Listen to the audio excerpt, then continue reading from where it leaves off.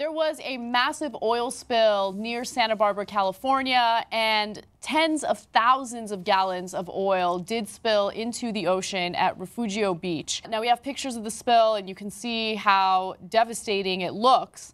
Although Plains All-American Pipeline, which owned the pipeline that leaked into the ocean, claims that they're doing everything they can to clean everything up and that they are going to take full responsibility of what occurred. I mean, this is disastrous. Santa Barbara is beautiful. The beaches there are beautiful. Think about the marine life that's going to suffer as a result of this. Think about how much the environment suffers as a result of this. It's just disgusting. Now, the mess was created after a 24-inch pipe ruptured onshore, sending thousands of gallons of oil down a storm drain and into the ocean before officials were able to shut it off. By then, the U.S. Coast Guard estimated 21,000 gallons of oil had spilled. But it wasn't just 21,000 gallons of oil. In all, the pipeline company estimated that 105,000 gallons of crude oil were released into the open. What I don't understand is that 21,000 spilled, but 105,000 were released. Like, what are we, like, that's spilled. Yeah. I mean, you released it on purpose? Like, that's the total. Yep. That's what it is. So, you know, and Mark and I, one of my close friends from grad school, is the vice president and chief spokesman for BP. Oh, interesting.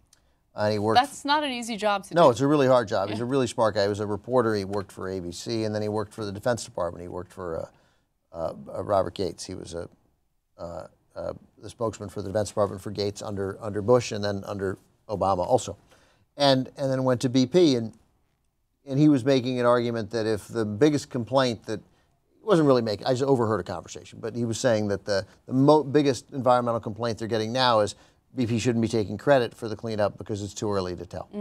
And I thought, well, that's a fair point. Like, if that's the best they got is that it's too early to tell, then they may have done a nice job cleaning it up. And I have no doubt that they have meaningfully tried, because that's the only PR solution that works for BP is a genuine, meaningful effort to clean up a catastrophic after the spill, after the Deepwater Horizon spill.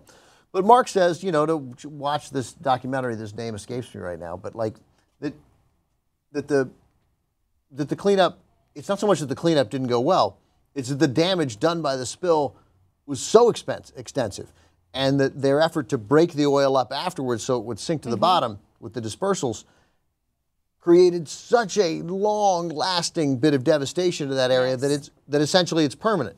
And you can't clean it up. It's on the bottom. It's resting on the bottom. You got it off the top. Yeah. Yeah.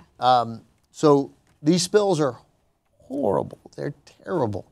And it remains, you know, and we're not going to know for generations, perhaps, the extent of the damage done to wildlife and to fishing, and the ability for us to, you know, eat fish from there and for people to earn their livings. And, you know, obviously it may not be as this area, I'm going to guess, is not as devastating to an entire state, let alone a region, as the spill in Louisiana was, because the fishing and is such a vital part of the tourism trade. And also that probably not the same here. Went on for days. That spill went on. Days.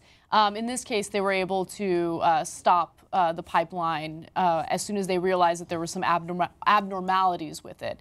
But the thing is, yes, it's devastating. But aside from needing to focus more on renewable energies that aren't going to destroy our environment, you also have to consider the fact that this is an industry that's severely under-regulated, okay? So the LA Times did this really great piece on this particular spill.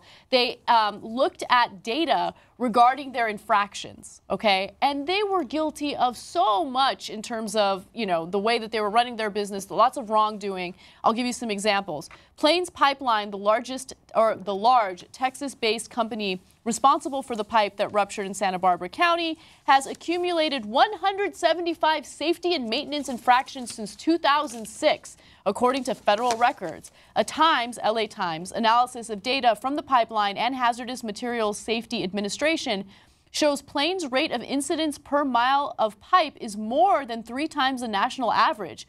Among more than 1,700 pipeline operators listed in a database maintained by the federal agency, only 4 companies reported more infractions than Plains Pipeline.